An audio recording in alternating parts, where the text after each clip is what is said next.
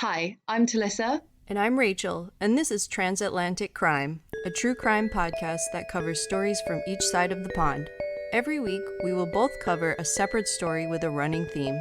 Disclaimer, this podcast will contain swearing and details that some people may find offensive. If you are of a sensitive disposition, listener discretion is advised. Welcome to Transatlantic Crime. Crime. So close.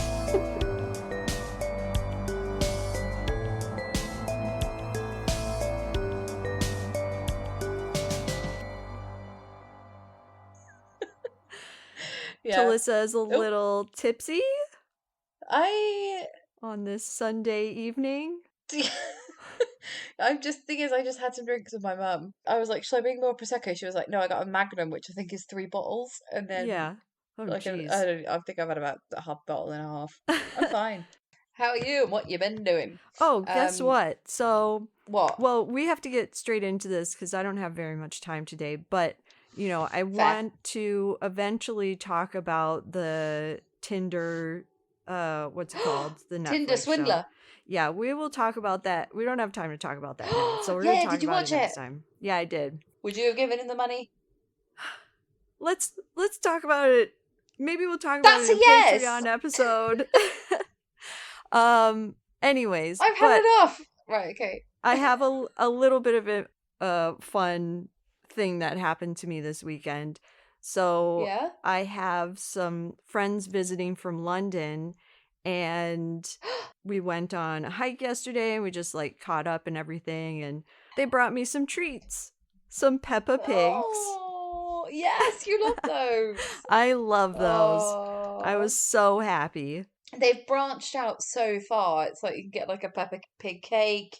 You can get like Peppa Pig and Friends. No, like, I don't want they've any gone of that. fucking nuts. I just want They've the gone standard Peppa Pigs. That's all. That's all I need. They're really good. They are and good. they also brought me a box of Heroes.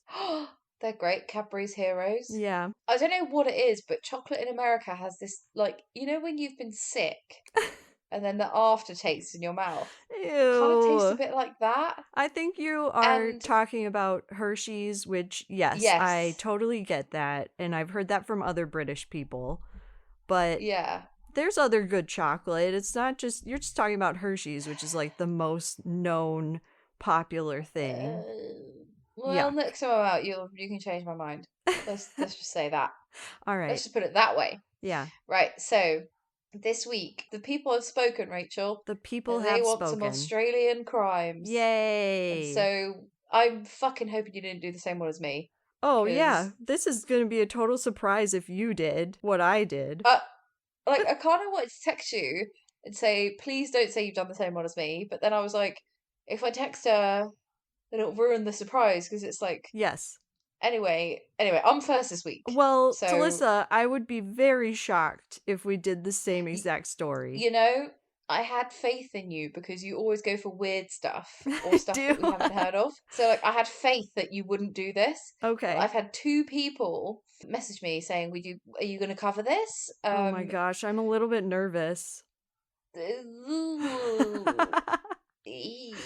But it's because, okay, the person is originally from Bristol, England. Does that make any... Okay. Nope. Have you done the same You're one? good. You're good. We're good. Yeah. Okay. So, shout out to Sean, who requested this. Hi, and Sean. Also Rebecca. Hi, Rebecca. Hi, Sean. Good call. Fun story about Rebecca as well, right? So, I think she's with someone else now, and she's like pregnant, and like they're like getting married, or they are married, or they're living together. Anyway, they are really happy. Yeah. But basically, I met her when I was on this Ox Jam, which is like Oxfam.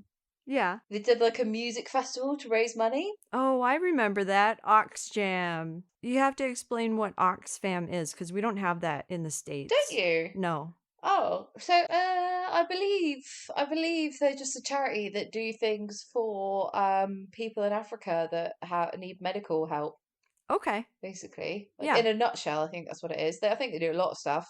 They're huge in England. They have shops everywhere. They're massive, huge charity shops. Yeah. Yeah, it's kind of like, I guess, if you're comparing it to American, it's like the Salvation Army or that big, definitely. Goodwill or something like that. Mm-hmm.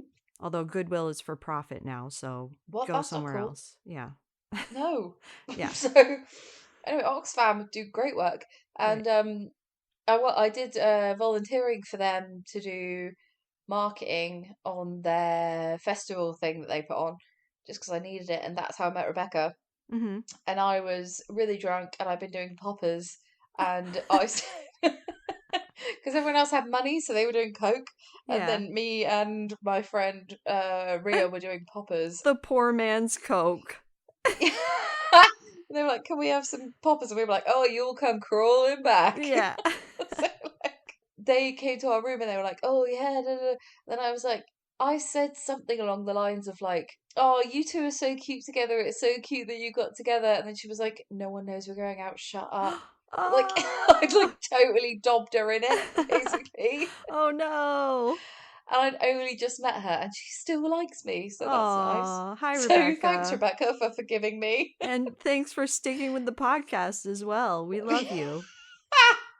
After I literally just fucked Outed up her. like the Yes. secret relationship that you had. I'm not sure if that's the man she's with now. If it is, good for you. If not, good for you. So she asked if we could do this case as well.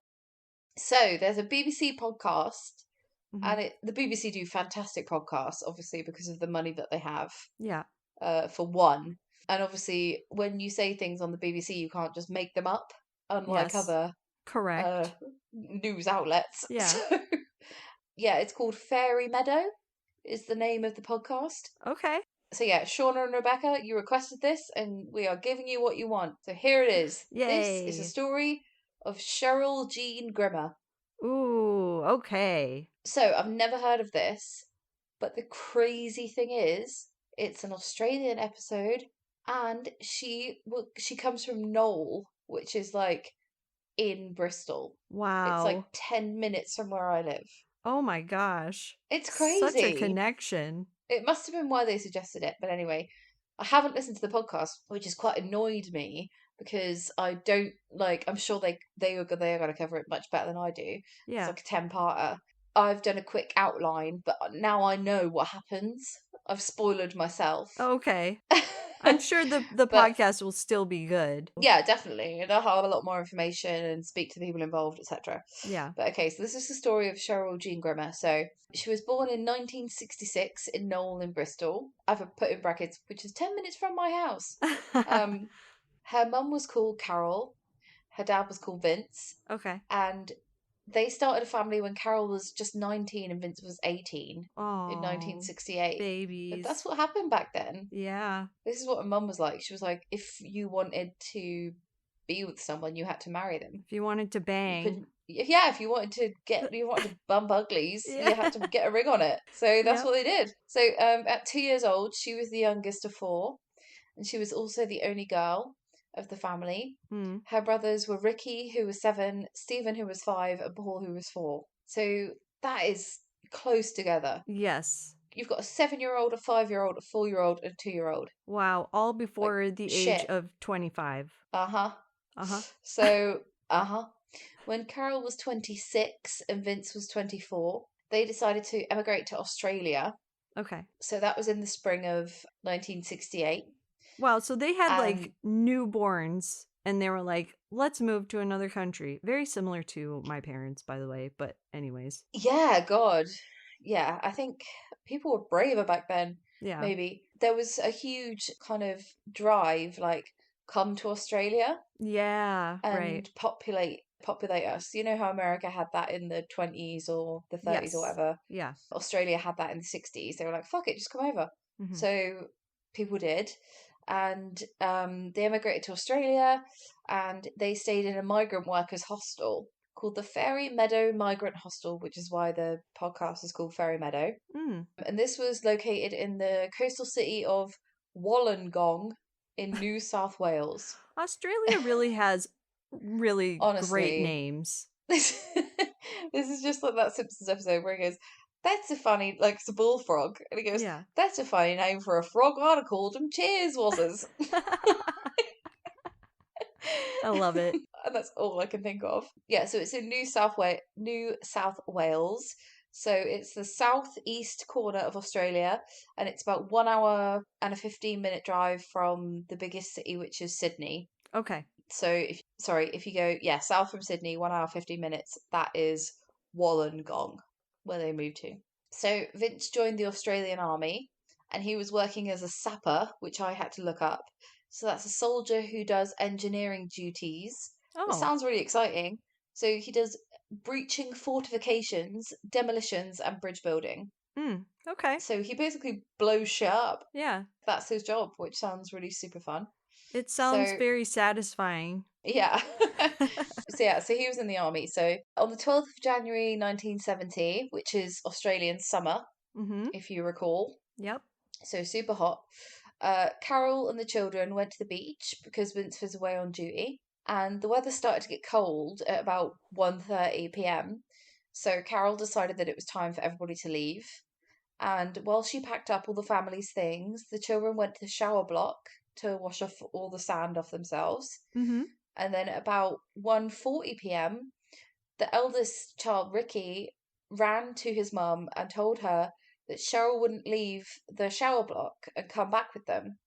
Okay. So he was basically saying, like, I can't get her to leave, come back with me. Yeah. So Carol followed Ricky back and found that Cheryl had just disappeared. Oh. How old is So Cheryl at this point? she's like 3. Oh. So Ricky's 7 Mm-hmm. and Cheryl's about 3. Carol started to panic, and because there's no payphones nearby, she made her way to the nearest house and asked if she could use their phone to call the police, which she did. Mm-hmm. And Cheryl being reported missing sparked a massive search. Okay. Witnesses were interviewed and reported seeing a man holding up Cheryl to drink water from a water fountain. Mm. But later on, Ricky said that they were probably mistaken because he did that earlier in the day. Okay. So they think, like, from a distance, they probably thought that was a man, but it wasn't, it was him. Yeah. And it was also claimed that she was spotted in a white car, but nothing came of that either. Mm. So the next day, New South Wales police theorised 4 separate theories as to what could have happened to Cheryl. So these are all bullshit, by the way, apart from the last one. So one, and you'll see why when I read them. Yeah. One, she was hiding and had Mhm. fallen asleep. Okay. So unlikely. I disagree. You wake up and you're 3 years old, you start screaming and shouting and running I and screaming, "Mum!" I don't agree. No, I can tell and you you on don't fall two. asleep in 0.2 seconds. No, I'm saying, like, I disagree with you, Talicza. Really? That can happen. Yeah, I could tell you 2 occasions, same age. My sister, during a family party when she was like 3 Which years one? old and I was 6, Sally, the next one down from me. All right, yeah. She just disappeared during a family party, right? It was terrifying. Right? My Yeah. dad went, like, we were at my grandparents' house. They lived by this, like, park with a small, it wasn't really a lake, it was like a pond. My dad That's just, like, scary. yeah, searched around there, asked people where she was. She was gone for, like, a good amount of time. Everyone was looking for her throughout the neighborhood. And I came downstairs. I think it was about 2 hours. I came downstairs and I found her behind a chair, and she was just there, and she was eating No. cookies. And I went upstairs and told on her because I was, like, jealous that she had a pack of cookies. And my parents were like, "What? You found Sally?" And I was like, "Yeah, she's eating cookies." Like, I didn't care that she was down there. I was just, like, mad that she was eating cookies. Where's my shit? Yeah. So she was just behind a chair, like one of those big lazy boy chairs, and nobody, Oh my she God. didn't make a peep during that time. Like, she didn't care. This is why I can't handle kids, because they'll do stuff like that to me. I'll have a heart attack and I know. die. And then this other thing happened to my friend, I think it was about 2 years ago. This is in California, in LA. Again, it was like during a family gathering or something. His nephew, who was about 3 or 4, crawled into this crawl space under the house No. and got stuck. No. They couldn't find him. They didn't know where he was. They called the police. There was a helicopter that flew around. Oh my They were God. looking for him for hours. They didn't hear him. My heart. I know. He was just there. That's Maybe he not fell my asleep or kid. something. But And I want to die. they eventually found him. So I'm saying that, Talicza, your point for number one is very likely that a 3-year-old falls asleep in a little space for a couple hours, And just doesn't fucks know, off. doesn't know what's going Yeah. on, maybe wakes up and is like, oh, I woke up. And Okay. then, Okay, I'm like a childless, younger, siblingless yeah, person. I'm yes. like, that's fucking stupid. And you're like, no, it's not. It's No, it's really not. not, and probably further No. solidifies your feeling on not Okay. having children. Yes, it really does. Yes. Okay, so that was number one. Okay. Number two was that they thought she'd wandered off and into the ocean and been carried away by the current, Mm-hmm. but that was unlikely because Yeah. they'd gone to the shower block. So Right. she'd have had to have walked quite a way back Mm. to the ocean for Yeah. that to have And happened. probably would have been Um, noticed at any yeah, point. yeah, definitely. And then number three was that she had fallen into a nearby waterway and been carried away. Mm-hmm. Okay. Again, unlikely. Or four, that she had been kidnapped. Okay. So after they did a thorough search of the water nearby and the area, they concluded that she must have been taken. So Mm. they settled on number four. Police had a tip that there was a Volkswagen van by the scene, and that they'd begun searching for it, but they never found anything. Okay. And then 3 days later, after Cheryl was taken, which was on the 15th of January, the police received a ransom note Oh, demanding 10,000 Australian dollars, wow. which I worked out is $130,000 in today's money, Really? Wow. which is fucking a lot of money. So, Yeah. and they said if you want Cheryl returned and unharmed, that's how much you have to pay us. Wow. So the police took this pretty seriously. Yeah. They set up a sting where they dressed up as council workers at the place where the people said they wanted the money dropped, Mm-hmm. and they pretended to drop the money, but nobody showed up. So Mm. they had assumed that because of like all the media attention and the huge police operation, that just spooked the note writer. Okay. But then loads of people were like, that was just a hoax that went too Yeah. far. Yeah. Um, So the case was so huge in Australia. It was a bit like Madeleine McCann here.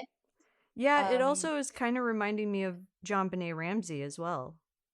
yeah, so it's got all of those sort of echoes to it, like Yeah. just a cute little blonde girl that goes missing Right. basically on holiday, and like nobody has a fucking clue Right. what happened. So the media attention became too much, and then the Grimmer family decided that they were really overwhelmed and they needed to return to England.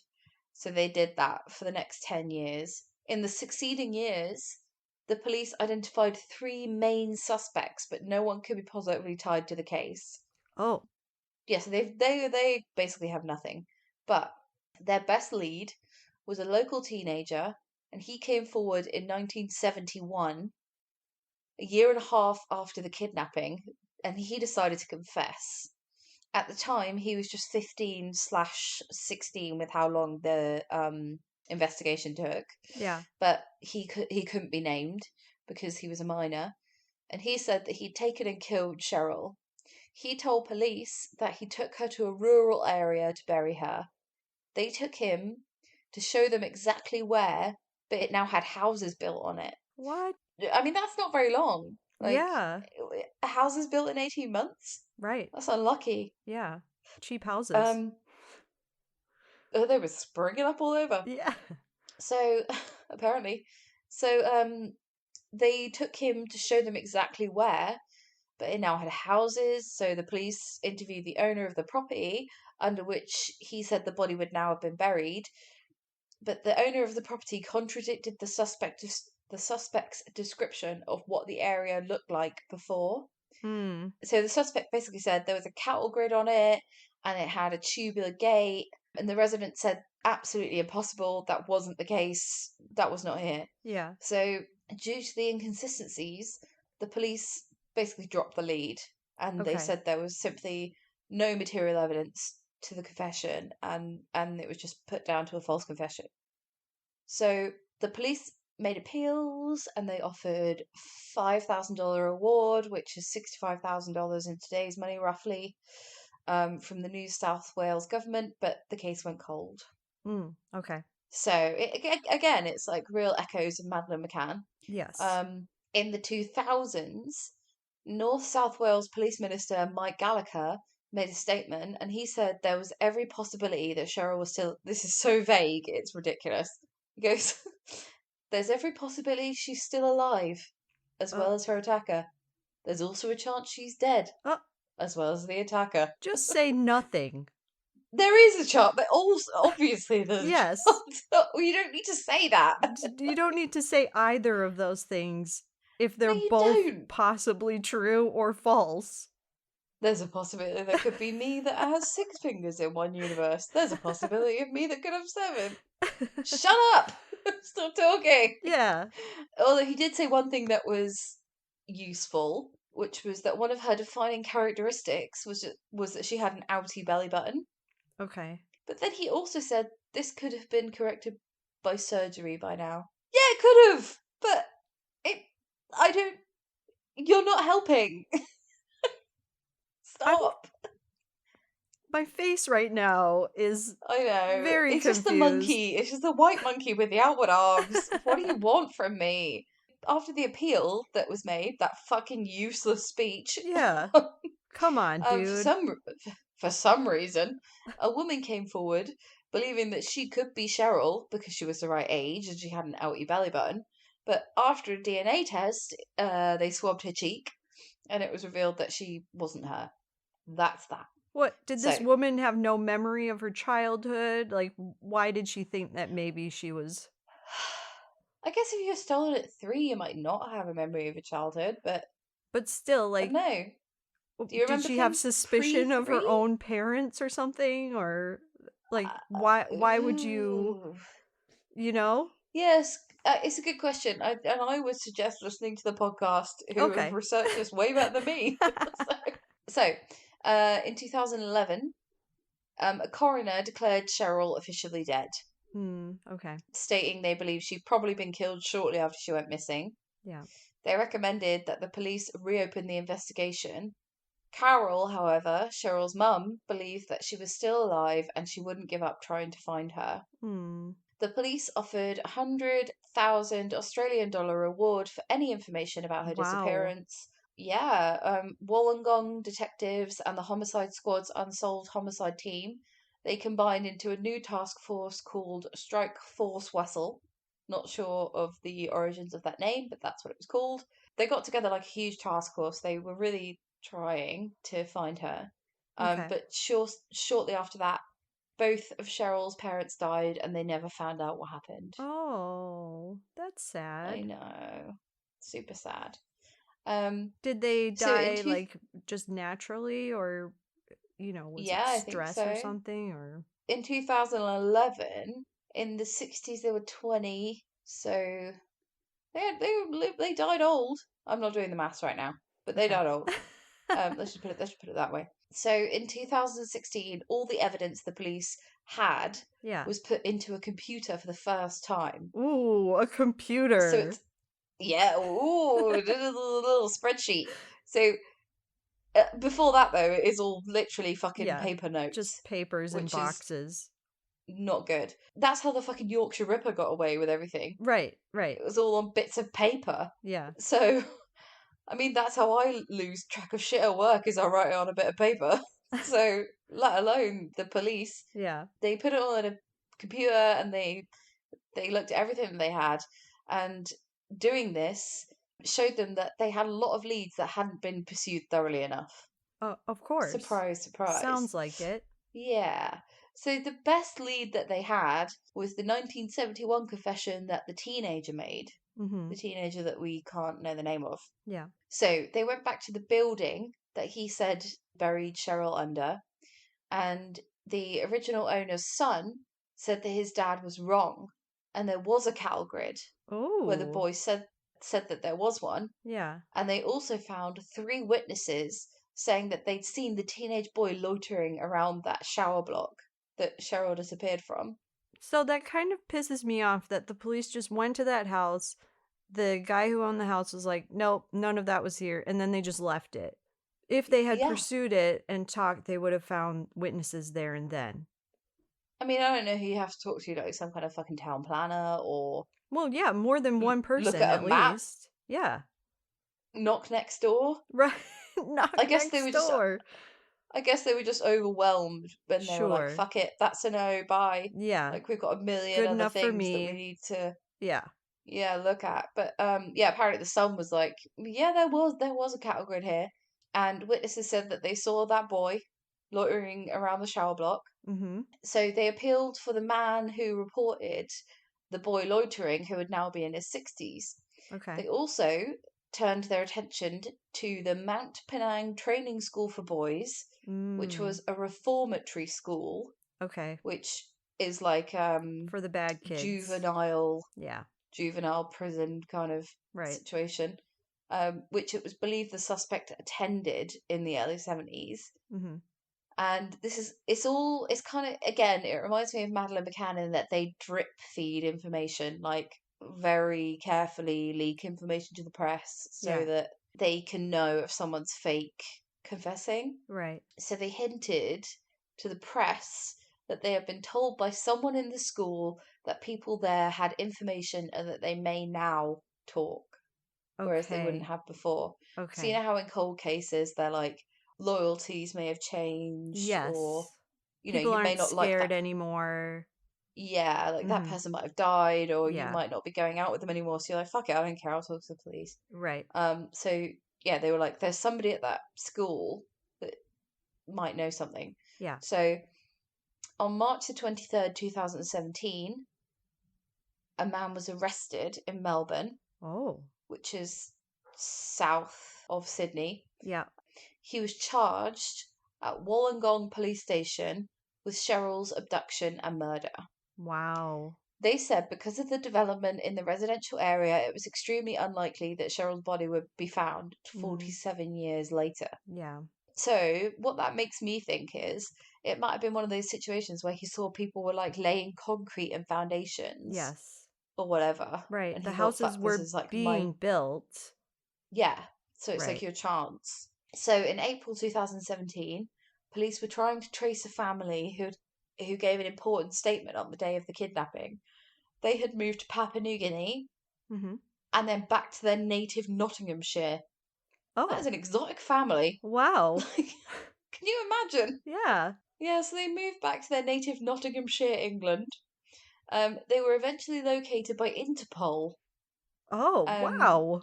Yeah, so this is a really massive deal, and they agreed to give their statement in the court case. So the next month, in May 2017, police officially revealed that the suspect who had been arrested was the teenage boy from 1975. Wow. I think we all guessed. Yeah. But they weren't allowed to say. He was now 63, and he was originally from the UK, but he'd been in Australia since the late 1960s. Yeah. And he was not allowed to be named in the press even now because he was a minor at the time of the crime. What? Yeah. That's crazy. I didn't know that would carry on. Like retroactive. Yeah. Wow. I mean, Well, I guess it's like very also there's lucky every for chance him. very lucky for him, but there's every chance that he didn't do it. That's I mean, he true probably as fucking well. did it. Yeah. But there's every chance he didn't do it. Yeah. You don't know. Yeah. I mean, he fucking did, but you don't know. Right. So this is all during the court case this came out. Okay. So in his original statement in 1971, it was revealed that he told doctors that he had urges to kill himself and kill other people. Okay. Okay, why aren't you being sectioned? Yeah. That is like sectioning 101. Again, 70s, kids are just Get left on with off it. on their own, especially if he's at a Probably just a reform phase. school. Yeah, they just like Probably I'm smoking drugs. I'm thinking about that kid that's like the vampire kid that you told, what was Oh, it, last yeah, week or the yeah. week before. Kids were just left to Yeah, their own kids devices. say crazy stuff. Yeah. Boys will be boys. Yeah, kids will suck blood and say crazy shit. Yeah, kids will say they want to kill themselves and other people. Yeah. Okay, so this is what he confessed had happened. Okay. So, He said after the abduction, he had hidden with the toddler in a nearby drain for about 35 minutes, gagging her with a handkerchief and tying her hands behind her back with a shoelace. After emerging from the drain, he took her 3 kilometers on foot to the suburb he described. The prosecutor said they believe the crime was sexually motivated, which the man denied. In his original confession, he told the police that after he took the gag off Cheryl, she started to scream, so he put his hands around her neck and told her to shut up, eventually strangling her to death. Okay. He apparently panicked, took off her clothing, and placed bushes and dirt over the body before heading back to Fairy Meadow Beach. All of that seems a bit like, why did nobody see you? Why did you take your clothes off?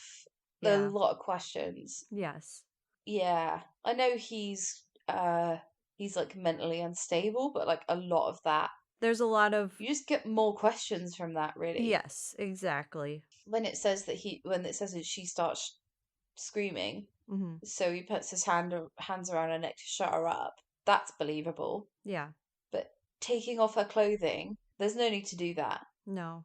And then placing her under bushes and dirt and then heading back. If it's a building site or even a meadow at the time and not like it's being built on, how would you miss a dead body? Yeah. Loads of it is like It's like sketchy. it doesn't make sense. It's sketchy. Yeah, his confession doesn't really make sense. But then they also say that his confession apparently included information which couldn't have been known unless you were the killer. Okay. Like the description of the swimsuit that she was wearing, the specificities of her towel. He also mentioned that somebody had picked up Cheryl so that she could drink from a water fountain. And if you remember, that was her brother Ricky. Yes. Right. So he had been watching her. Okay. If nothing else. Yeah. So the defense argued that the man was extremely mentally unwell when he confessed. Okay. So that his confession should be inadmissible. Was there proof they of also that? claim Probably, if that's what they're claiming. He had a doctor, right? So he said that he wanted to hurt himself and other people. Right. Okay. So that's probably his proof of being mentally unstable. Yeah. And they said that he also claimed to admitting killing a prison officer, who they later found out was alive and well. Oh. So that's like kind of proof of him either being delusional or lying. Yes, and also having like violent beliefs or fantasies. Yeah. Yeah. So, on the 7th of September 2018, the suspect appeared via video link at New South Wales Supreme Court to confirm his name and enter a not guilty plea. His trial was due in May 2019. You're not going to like this, Rachel, but a judge declared that key piece of evidence was inadmissible. Oh. By the way, if you want to listen to that podcast and I have a huge spoiler, I would skip the last bit of my story. Okay. Well, I can't. No, you can't, and I can't, which is annoying. But if you want to listen to what happened, skip this, listen to Fairy Meadow, and then come back. So, in May 2019, his trial was due in May 2019. Okay. But judge declared a key piece of evidence was inadmissible, meaning the prosecution had to drop the case in February 2019 due to lack of evidence. So they just dropped the case and he was never prosecuted. What? So it's been 54 years since Cheryl's disappearance. Wow. And if she was alive now, she would be 57 years old. Oh. And that is the unsolved case of the local Bristolian Cheryl Grimmer. Oh, poor Cheryl How and her family. Fucking frustrating is that? Yes. He deserved a trial. I am speechless. I'm thinking of those stories that I just told you about my little sister and about my friend's nephew. And if those stories had gone south and we never knew what happened, and there was a kid who was 17 who confessed. So close. Yeah. Oh, so frustrating. And I'm sure And her some brothers said, are still alive, right? Yeah, because she would now be 57. 7. Yeah. And her brother was 4 years older than her oldest brother. So they're definitely still alive unless something's happened. Right. So yeah, don't know what happened. I want to listen to the podcast so badly. Yeah. I'm sure it's so good. And I'm sure you find out a lot more about the confession and what exactly happened and the Right. piece of evidence that was inadmissible and Yeah. XYZ. But yeah, we got asked to cover that, and I'm glad I did. Can't believe too that the trials and everything are, that they took it seriously, and it wasn't that long ago. It was like 2019. No, Yeah. no, yeah. So what's that, like 3 years ago? Yeah. Before COVID happened. Before So I the don't know why he's core. being Sad get story your though. lazy ass in court. Yeah, it's your story, Rach. I'm glad you didn't cover mine because I mine did was a not. humdinger. No, but here's the thing. I just looked it up and we both did stories from South Wales. So yours Ooh. is like Wollongong. And Yeah. if you go straight across from Wollongong, you'll go to a very small town called Talicza. I hope I'm saying it right. Honestly, Australia scares the shit out of me. I've been, and the outside of it, all the outside that The is near the coast. coast, Yes. that's all good. Yeah. Then you go in, bit scarier. Yeah. Middle, nothing. Well, No I mean, water, nothing. the only It's so frame of scary. reference that I have is Wolf Creek that I saw when I Or was the like In-Betweener film where 19. they get lost in the outback. Yes.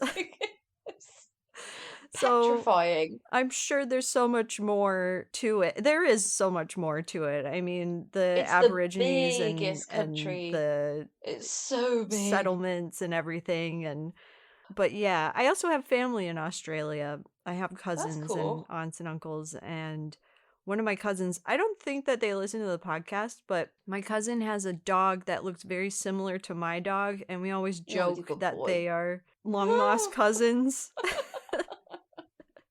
Good boys is what they are. Yeah. We know that for sure. Yes. So we're going to go straight across from Wollongong all the way to, I don't know if you'd call it East South Wales, but yeah, it's straight It's across. somewhere in there. 13-hour drive straight across No, into it's a so town. big. It's The so biggest long. fucking country ever. Yes.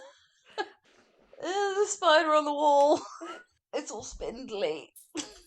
Not your wall, my wall. I thought you were talking about me. Oh god, it's completely gone. You didn't Oh, get it? fuck you. Did you just leave it? No, it was like no, spindly. Oh, Oh great, it's gonna be in my hair. it Right, won't. okay, let's just go. I haven't seen it at all at any point. Oh, fuck off. I don't even want to look down that pillow. Okay, just go on. Just talk. I feel like in the middle of my story, you're just gonna scream. I'm such a pussy as well. Like, screw. I'm like that. Oh, spider. Whereas, like, in Australia, spiders would, like, eat your face. That's so true. It's so on theme. Yes. Oh, God, that's disgusting. I don't know where it is. Okay, carry on. If I see it, I will tell you. Thanks. Yeah. All right. Speaking of terrible spiders, let's go Oh, to... God. No. That's why I'm never living there. Yeah. Here is my story. So, Okay. the Schippan family were residents of a South Australian town of Talicza, a small German settlement town, which, okay, so there's no, you have, in your story, you had a connection to like Bristol and England. I didn't really have a connection to this. There's no American connection, but I think there's similarities in Minnesota and how people settled in Minnesota from like Germany and Norway and stuff really? like that. There's very similar. Well, it's kind of the newer countries, right? Yeah, like the Australia newer is English-speaking countries, which right. is America and Australia. Yeah. And so this town was very Germanic. There was a lot of German settlers that came over, which is very similar to Minnesota and what happened in Minnesota. So, Talicza, a small German settlement town. The family consisted of Mathis and Joanne and their 7 children. Mathis had come from Europe and bought land near Talicza in 1873, where he built the family farm and home. Their children... I bet that cost like 30 pence. I believe it was very cheap. And small fact about Mathis, we'll talk a little bit about him later, but I read this just as I was like closing down my story, but he grew up in or near Germany, and his brother was killed and eaten by a wolf. What? Yeah. It's a bit much, isn't it? Yes. Some story somewhere was like, Mathis grew up in the dark forests of Germany, and his That is brother so was... German. It is. Like, you can already picture It's like a him. fucking kid's horror story. Yes. So yeah, he came to Australia when he was really young. I think both his parents had died, and he bought this farm, and he either met Joanne in Germany or in Australia. I don't know. No Either one way. cared to recall. Yeah. Either way, they had 7 children. Their children were Pauline, who was born in 1875, Mary was born in 1877, Fritz in 1879, Henrik in 1881, August in 1883, Wilhelm in 1886, and the youngest, her name was Joanne. She was born in 1888, but everyone called her Bertha. Remember, Joanne is also the mother, so youngest daughter is called Oh, Bertha. okay. Don't you think you would be absolutely clapped out at that point? I just think about 7 kids. Like, I know your mum had 9, Yeah. but fuck me. God, I'm done. Also, Australia, small town, 1870s. That is a lot of at-home episiotomies, like, for Yes. my liking. Oh my goodness. That's a band. At-home Again. at-home episiotomy. Again, though, I mean, what else was there to do other than to have children to help you on the farm? Fuck. Yeah, you have got to breed those workers. Yes, exactly. So the family were Wendish, which is a term for Slavs living near Germanic settlements. They had their own Okay. distinct language and customs that were different to the Germans, and they were often regarded by the Germans as strange because of their beliefs in witchcraft and being superstitious. So just a little Ooh. tidbit that's not really relevant to the rest of the story, but Oh, you love a creepy little side piece. yeah, well, maybe because it illustrates like this family was maybe a little bit strange Okay. or not fully accepted by everyone else, I think maybe. Viewed as strange. Yes. Yeah. So Joanne, the mother, she was very well liked in the town. She was loved by her children and their friends and a lot of the town because of her hospitality. And it was kind of known that a lot of the children in the town would come to her for like support and motherly encouragement. Aww. Yes. She seems nice. Yeah. Mathis, on the other hand, he was in particular was known by the town. Everyone knew who he was, but not because he was popular. He wasn't a well-liked guy. So there were a couple of rumors about him. So you're trying to tell me. At one point, he was arrested for shooting at a group of kids who he said were taunting him. Oh. And one of the bullets like ricocheted and hit one of the kids in the leg. No. He was actually taken to court in Adelaide for that, but the charges were dropped. And then there's another rumor about him that he was involved in the disappearance of a hawker near the town of Sedan, which was the next town over. Do you know what a hawker is? Ooh, is that, can I guess? Is that somebody that hunts with a hawk? No. Very cool. Oh, God. But not. That's what I thought too. I really wish that was the answer. Yeah. It's not. It's actually someone who goes through the town with like their little push cart of whatever product they have, like bread or whatever. That is so not as cool. And they hawk, like that's kind of a term, like you hawk something, like hawking. you sell it. Yeah, and it's somebody who's known to like yell through the town and be like, bread or meat pies for sale, and that's what a hawker is. So Mathis was rumored to be involved in the disappearance of a hawker. Some of the townspeople believed that the hawker was buried at the Schippan property, but nothing was ever pursued there. So that's just a little rumor. Seems like he could get away with a lot in the kind of, it was like a Wild West / Outback. It is. Again, it is like Australia did very much have a Wild West when all the immigrants were coming over, and even similar with like Native Americans and the Aborigines, like the kind of they were establishing laws, they were kicking people out, they were taking over shit that wasn't theirs. Yes. There was a lot of stuff to be going on, Yes, like very dealt with. similar. Yeah. So Mathis, little weird. Again, he was known as Wendish, just all that stuff kind of surrounding him specifically. Also, very surprising, but there's a lot of pictures. And we will Really? That's yes, cool. we will talk about why. So, Okay. by 1899, some of the children had grown up and moved on. Three of them, Pauline, Fritz, and Henrik, had moved on. They either got married or they went to like work on other farms. Mm. Mary, who was in her early 20s, and Bertha, who was a young teenager, they stayed home and lived with their two brothers, August and Wilhelm, and their parents. And I should also mention that August and Wilhelm, the two brothers, they were kind of considered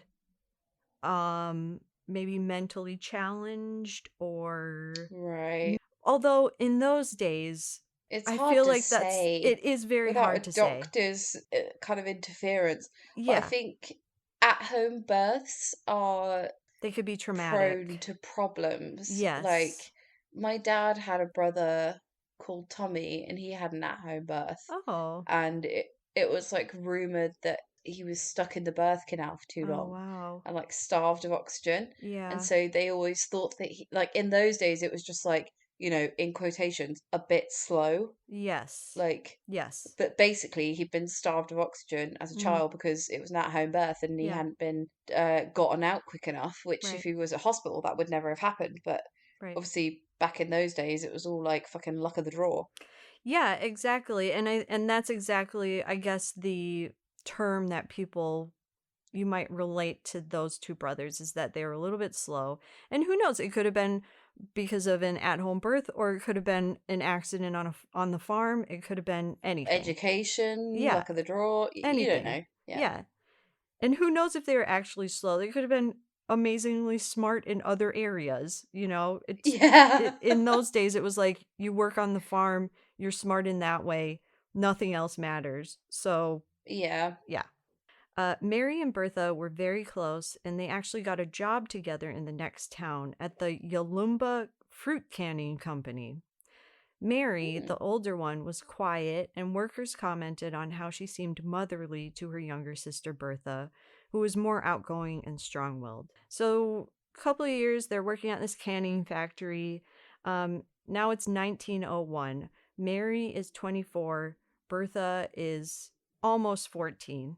Joanne and Mathis were invited to a New Year's party at their friend's home in Flaxman's Valley, which is about 20 kilometers or 12 miles away. And back then, I'm sure it was like a trek to get to. It didn't really I mean, how the matter. fuck do you do that? Yeah. 12 miles Who's got a today is like horse? 10 minutes Like, drive. fuck. Yeah. I mean, unless someone's got a horse and cart, I just don't know how you're doing that. Well, it's interesting that you say that, because the family did have two horses, and that's a little Okay. bit relevant later on. Ooh, So, you're such a the good tease. the parents left on December 27th, 1901, with the plan to stay for a few nights and return on January 2nd. So they were just going to party at someone's house. Fair. On New Year's Day, 1902, the two brothers went hunting, and they returned in the evening, where they ate with their sisters, and they went to sleep in the barn, which was normal for the boys, leaving Mary and Bertha alone in the family home. So they had like a separate like barn shed kind of building, and that's where the boys usually slept. Okay. Bertha went to bed in the girls' room while Mary stayed up for a bit, and then she joined Bertha in their room and fell asleep. At 10 p.m., Mary woke up to a heavy weight on top of her. And this is all in her words as well. She screamed, and as she screamed, the stranger had grabbed her wrists and pulled her out of bed, throwing her across the room, where she crashed into the family sewing machine. No. Bertha woke up and screamed, and both girls called out for their brothers. The stranger told them, "Shut up or I will kill you," and kept saying that to them. He was holding a knife, but he dropped it, and when he dropped it, then Mary made a run for it. She ran outside to the barn where her brothers slept, and she woke them up. Fuck, August, Mary, good for you. well, Yeah. Oh, I don't God. know if you're gonna Oh, God. feel. We'll just talk about it, okay? Okay. So Mary ran outside to get her brothers, and maybe this is where the like slowness of the brothers comes into play, because rather than running into the house and defending the home, August ran to a neighboring house for help. So that took some time. Those Okay. neighbors ignored him and they were like, "No, we're not going to help you. Go to the policeman's house." What? Yeah. That's not Again, fucking very neighborly. well, that's why I think, maybe they were seen as kind of a strange family anyway, and they weren't, Yeah. people didn't really want to be around them. Mm. So August ran all the way back to the family home, got his brother Wilhelm and Mary, and they all ran to the policeman's home. Again, nobody's gone into the house at this point. Bertha Shit, that is time wasting. is in there. So they get to District Constable Lambert's home. Lambert lived with his parents. Oh, okay, he doesn't seem qualified already. Like, No. what the fuck are you gonna do, Yeah. Mr. Lives with your mum? Yeah. So the four of them ran back to the house and they entered in through the kitchen door. There they found a trail of blood leading through the kitchen into the parents' bedroom and then into the girls' bedroom, where 13-year-old Bertha lay on the floor in a pool of blood. Also, this was 2 weeks before her birthday, before she turned Aw. 14. So 13 years old, almost 14.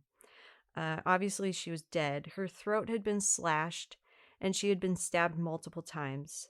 Constable Lambert went back home to get a horse and alert the rest of the police and file a report, while the brothers headed to get their parents and let them know of Bertha's death. No. When the police Right. investigated, they found that there had been a struggle through the different... So the police came to the house. They investigated it. Yeah, like 5 hours later. I think it was probably longer than that. Like, think of Like, this fuck me. This is 1902. People are running around on foot, some horses, some It took carriages. 12 miles 12 to find miles. the policeman who needs to then go and get a horse, feed it, Yeah. groom it, put a saddle on it. Yes. It's also really hard because there's so much space in between that I could not find what was going in between. Like, Mary running to get her brothers and then her one brother running to get help. It's like, what was Mary and her other brother doing in that time? Were they just terrified in the barn? Like, that it's Like, in my head, hours have gone by. Yes, me too. And there's no Hours. information for those spaces in between. No. Obviously, because it's 1902. Yeah. So police investigated. They found that there had been a struggle through the different rooms, and Bertha had scratches and defense wounds on her hands. And here's a little bit of gruesome details. Her ears had been slashed, and she had been stabbed in the back of her neck multiple times. Fuck. Further investigation revealed that she had not been sexually assaulted. Suspicion grew when Mathis and Joanne returned home, and when identifying the body, Mathis showed little emotion. Again, like you mentioned, this is January in Australia. It's hot. So Yeah. they couldn't really put her body anywhere, so they decided to just go ahead with the burial. Okay. Bertha was buried only 2 days after the murder, with many of the townspeople attending. By this point, it was huge news everywhere. Yeah, I bet. About 30 policemen showed up to the home a few days after the murder to investigate. They set up shop in the bit kitchen. late now. It's a little late, and it's also a little excessive. Yeah. So they set up shop in the kitchen of the Schippan home, forcing the rest of the family to live out of the barn that the two brothers slept in. So they were just forced out while the police looked around the house, made notes, questioned people. So the policemen quickly turned their sights on Mary. She had blood on her clothes from that night. That was one of the clues. Or I don't know if it was a clue. It was just a point that the policemen zoned in on. Journalists and photographers also showed up. There's a bunch of pictures of the days following the murder. They have pictures of the family, like close-ups of their face. They have them standing outside their home. They have the coroner, Dr. Ramsey Smith, arriving with his horse and carriage to investigate. There's all Wow. pictures of all of that stuff.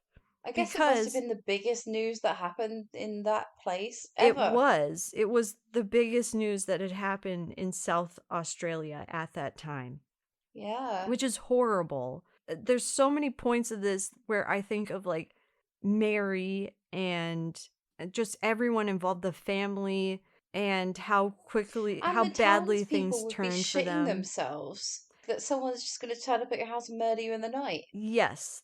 And Well, then your body yes. rots in the sun, and then you just throw it in the ground. Yeah. Awful. Awful. Yes. And just police and photographers just swarming your home. What was that one that you covered where they were like, oh, people were just turning up and like Yeah. taking bits of the crime scene Yeah, away? just trampling it, and Like, I'm sure that was happening too, like trampling all over yeah, the crime just scene. turning up to have a looky-loo. Yeah. Which story was that? I can't remember, but it was I Wasn't think it it like was the similar railroad time. killer Yes. or Yeah. something you did? Yeah. Yeah. So, investigators accuse Mary of being jealous of her younger sister, and we'll talk about why.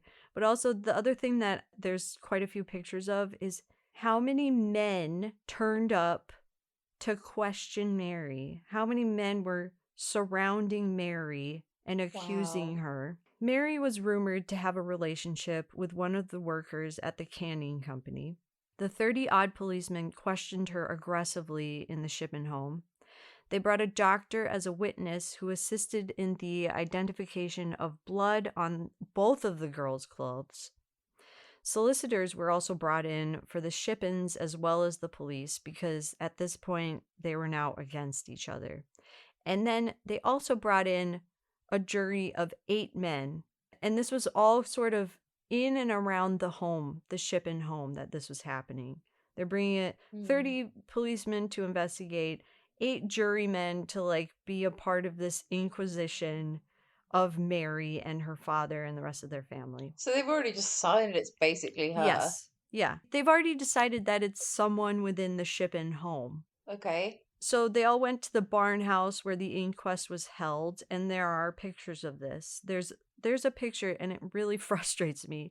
It's Mary standing there with maybe about 8 or 10 men looking at her. Some men are like writing down her in quotes statement, where it's like, how much were they just forcing her to say things or like writing down whatever they wanted, saying that she Again, said it's like the it? Wild West. Mm-hmm. Like, Yep. when people used to just do like lynchings or like Yeah. the town would decide that someone was guilty and then they would be like, right, we're going to kill you. Right. Like, what? Right. This isn't a trial. This is like a Exactly. kangaroo court. Like, Yes. Yeah. And I kind of go by as well how people described Mary. She was quiet. She was not as outgoing as her younger sister. yeah. So a quiet early 20s woman being questioned by a bunch of men. And the picture just looks intense. It just sounds intense. It Oh, looks intense. It doesn't look like a great experience for her. no. So they brought a doctor in to like testify that she had blood on her clothes and that Testify it some looked bollocks. looked suspicious. As the inquest was being held, many photographers and journalists stood outside, along with townspeople who sat around with picnic baskets, waiting for any type of No! information on what happened to Bertha and the outcome. So people were just waiting outside the barn house, I get there's no whispering to each TV, other. but be cool. Yeah, chill out, guys. Pretend to be raking. Yeah. Like, don't bring a picnic basket. Pretend to be like looking at bird Pretend you have watching. some business. Yes. Like, in this area. No, people just rocked up with their picnic baskets and made a day of it. Okay. So the brothers were questioned first. They were questioned separately from the rest of their family. In most of the articles that I read, there was an apparent divide between men and women. So the brothers slept in the barn. They mostly hung out with their dad. Their dad was probably present when they were being questioned. And their stories differed slightly from Mary's. They said that when they came home that day, the girls were already asleep and they did not eat with them. They ate, like Mary had made a cake and they had the cake that was left out, and then they went to bed. However, as I said before, which was in Mary's words, she said that she had waited up for them and she cut the cake and served it to them, and they had cake together. So there's a Okay. slight difference in the story there.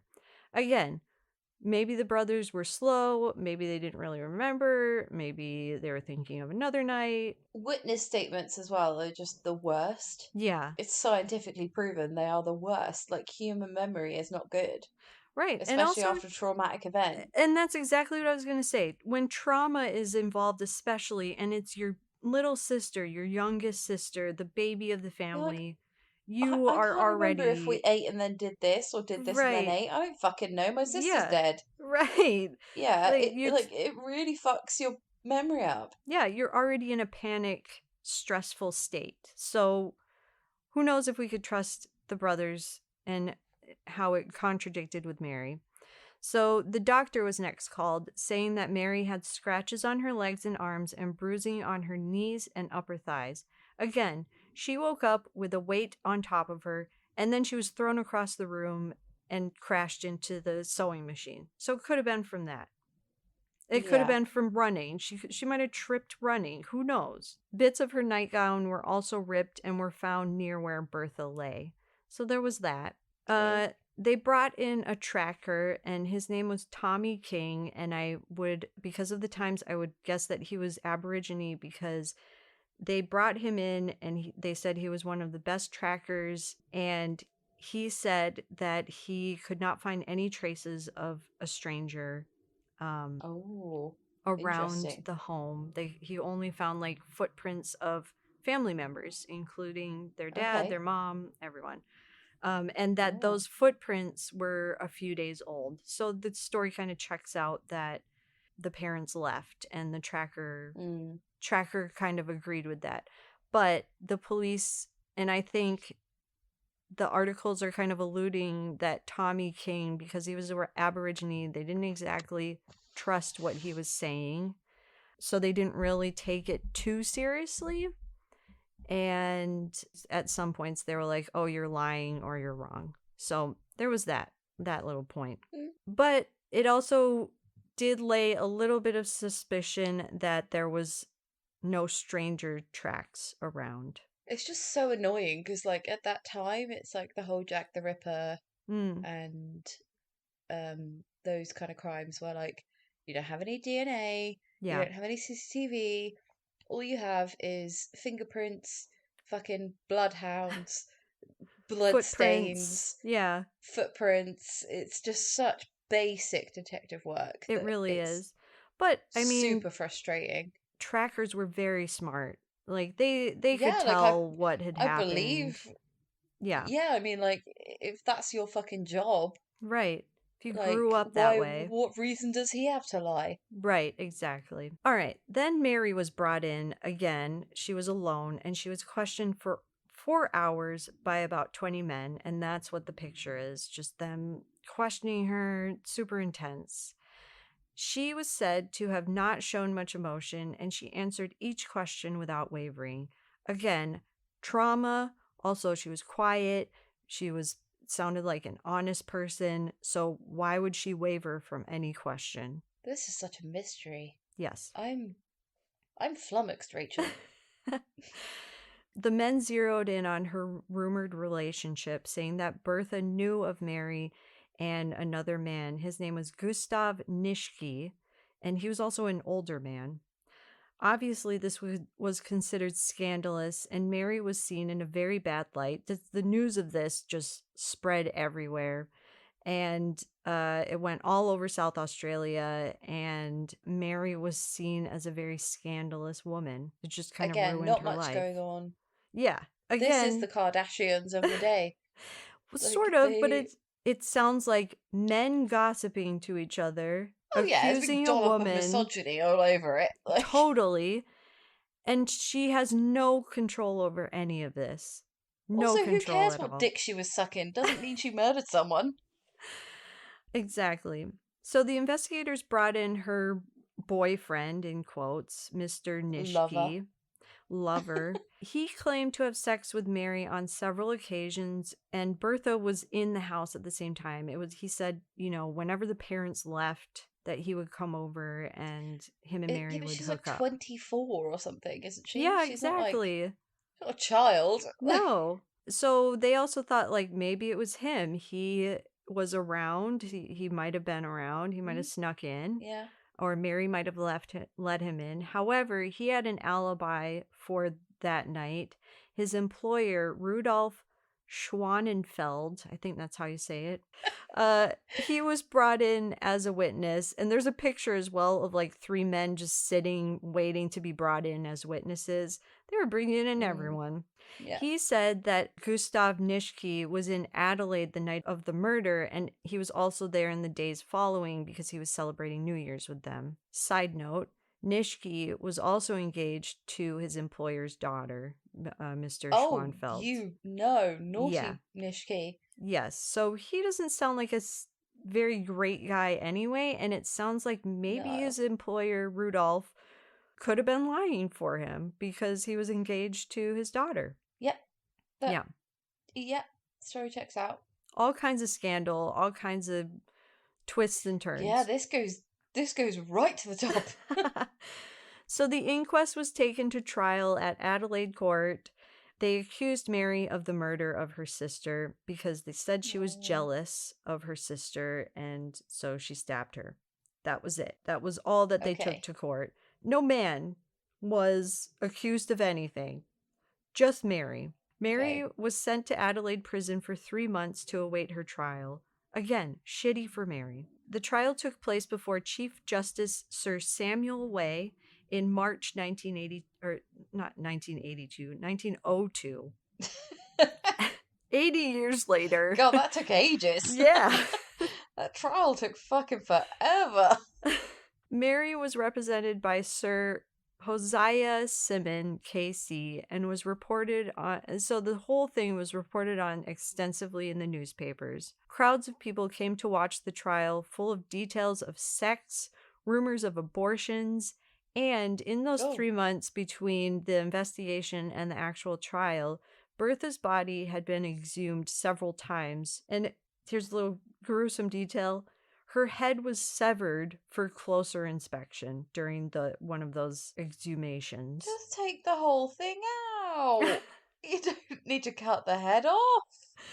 You're already Well, also, digging. what were they finding in that? How would Yeah. that have helped at any She was point? stabbed to death. I guess Yeah, she was stabbed in the back of the neck, but yeah. Again, most of her injuries that caused her death was her throat was cut, she was stabbed in the back of the neck. Just in that area was where a lot of her injuries yeah. were. So, I mean, if we want to think about it, what kind of person does that?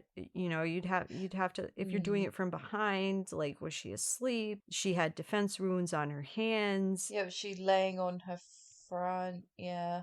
Would a There's sister have I I don't know. that it's pretty personal. Yes. Like I'm reading the Iceman, you know, Richard Oh, yeah. Kuklinski. Yes. I'm reading a book about him called, what's it called?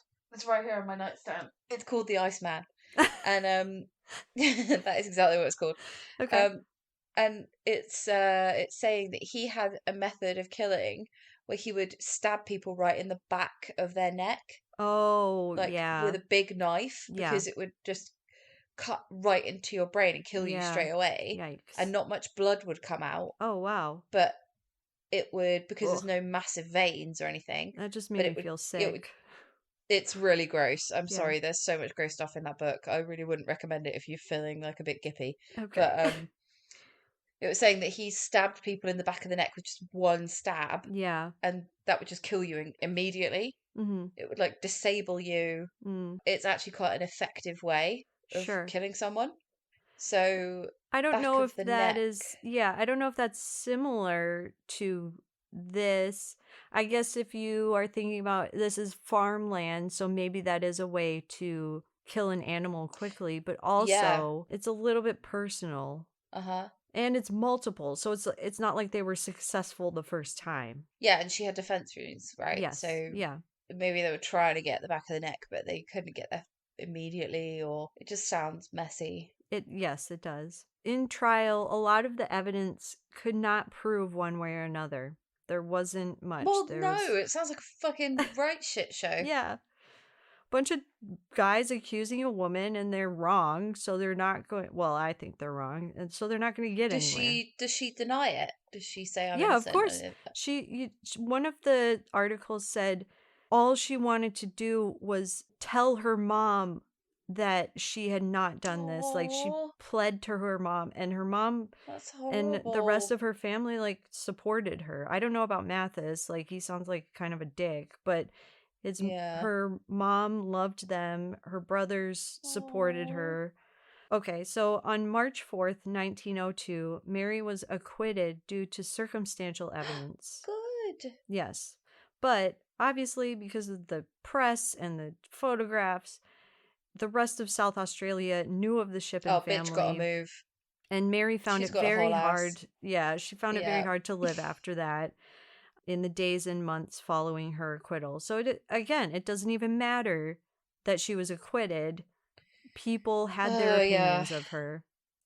It's like you're Of not in prison, but you're in a prison of gossip. Yes. Even before all this, they said that she was a quiet person. Like she rarely left the house. It wasn't like she was super sociable or anything. So she was probably Crazy. locked in her own home. That probably felt like a prison because she couldn't really go anywhere and after the Mm. acquittal.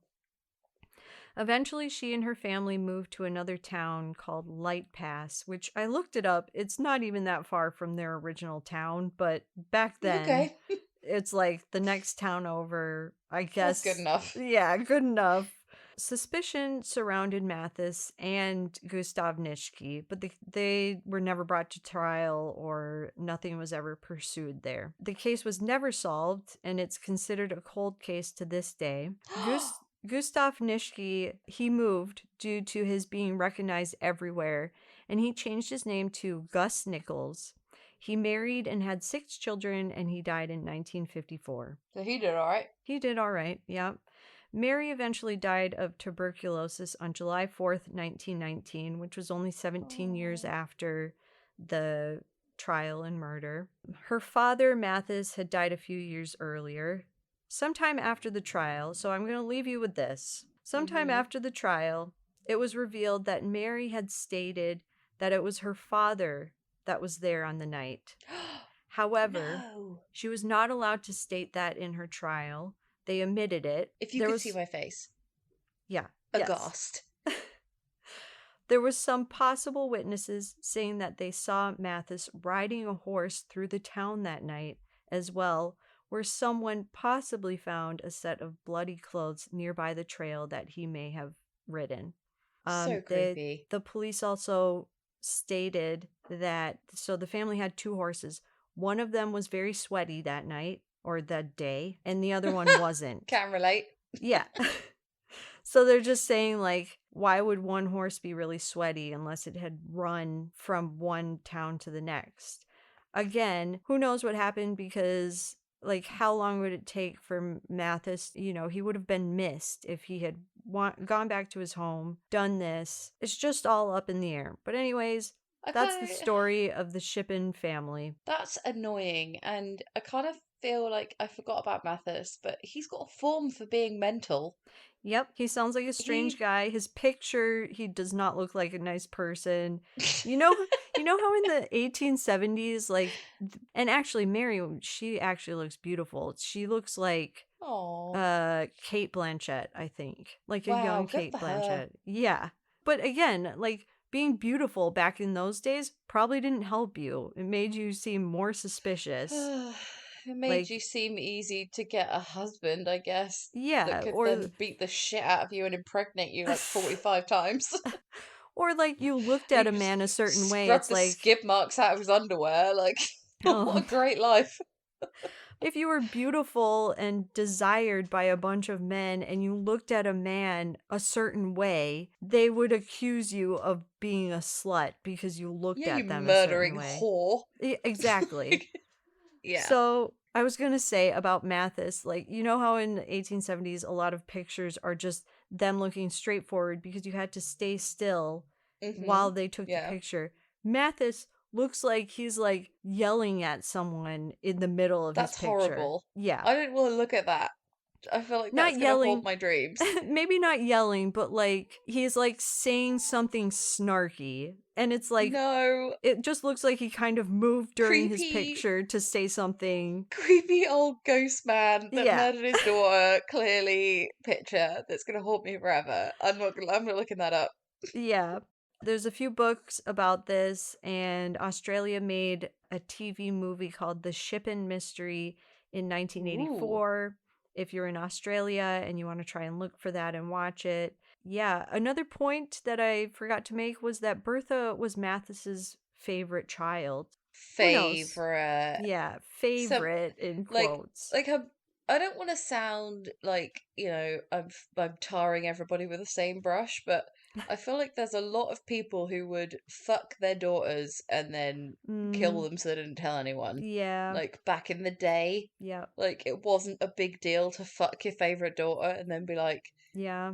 So what? She's my daughter. I'll do what I want. And like again, like who would Ted know? Bundy's granddad was apparently his dad because Mhm. he fucked Ted Bundy's mum. Yeah. Like there's a lot of creepy shit going on back then. There is. And in the middle of nowhere, who's going to know? Who's going to tell? Who's going to believe you? Who's going to tell? And your child who you brought up, you've shaped their brain to think a certain way. So they might think that it's normal or whatever. But anyways, that is the story of the Shippan family mystery. Cold case. Still don't know what happened. The end. Weird that we both had cold cases. Yeah. But yeah, very good story. True. Thank you. I'm going to look up some more shit about that fucking creepy guy. Yeah, I'll send you some pictures. I hate that whole period of lawlessness. Like, for me, rules control the fun. I want a police force that is not corrupt. I want law. I want order. I hate that period for women especially. Yeah. I watched this movie. You were either a housewife or a whore. You were nothing in between. Yes, and you were just there for the bidding or a of maid. men. Yeah. This movie, it's very well made, called The Nightingale. Don't watch it if you are in a not great mood. It's extremely intense and depressing, but it's so well made. Oh, God. And it's exactly that time, and it's about an Irish woman who was shipped to Australia and had a husband and a baby, and really bad things happened to her and them. And it's just exactly thinking about women at that time and how much shit they had to deal with. Also, Talicza, we've come from those women, so amazing.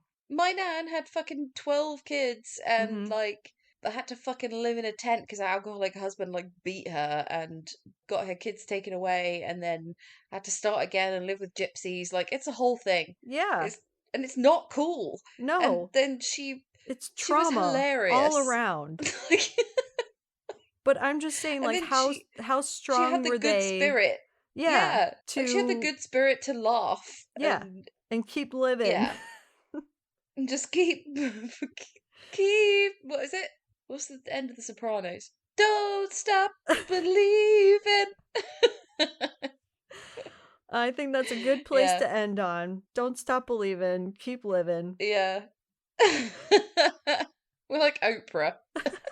The worst Oprah ever. Yeah. Right. All right. Thanks for listening. We'll talk to you next week. Bye. All right. Love you. Bye. Thanks for listening to Transatlantic Crime this week. If you liked what you heard, please rate, review, and subscribe. And if you'd like to follow us on social media, you can find us on Twitter at TransatCrimePod, Instagram at Transatlantic Crime, and on Facebook with Transatlantic Crime Podcast. Thanks, bye.